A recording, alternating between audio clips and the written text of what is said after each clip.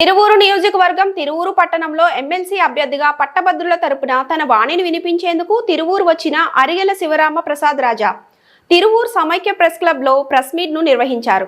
ఈ సందర్భంగా ఆయన మాట్లాడుతూ విద్యావంతుల తరపున చట్టసభల్లో మాట్లాడేందుకు ఫిబ్రవరి 27న జరగబోవు కృష్ణా గుంటూరు పట్టభద్రుల ఎన్నికల్లో మీలో ఒకటిగా నన్ను భావించి ఓటు అనే ఆయుధం ద్వారా నాకు మొదటి ప్రాధాన్యత ఓటు వేసి ఎమ్మెల్సీగా అఖండ విజయాన్ని అందించాలని ఆయన కోరారు.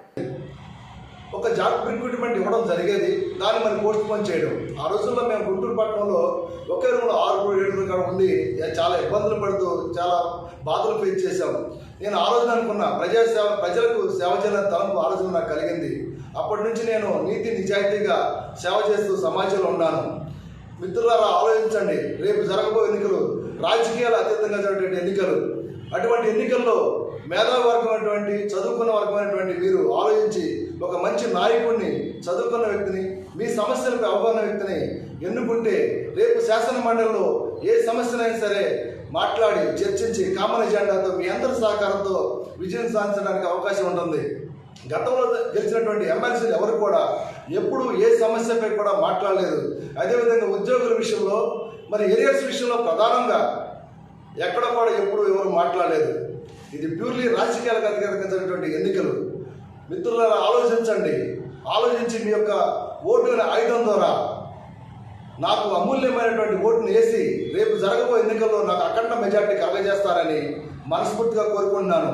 నాకు నా న్యాయవాద మిత్రులతో పాటు నా తండ్రి గారు టీచర్ గారు, అందువల్ల టీచర్ కమ్యూనిటీ నుంచి కూడా నాకు పూర్తి మద్దతు ఉంది. అదేవిధంగా మరి నిరుద్యోగ యువత ఈరోజు నిరుద్యోగులకి అగమ్యగోచరంగా ఉన్నారు. మరి అటువంటి వారి కోసం ఒక చక్కని ఎజెండాతో ముందుకు వచ్చాను.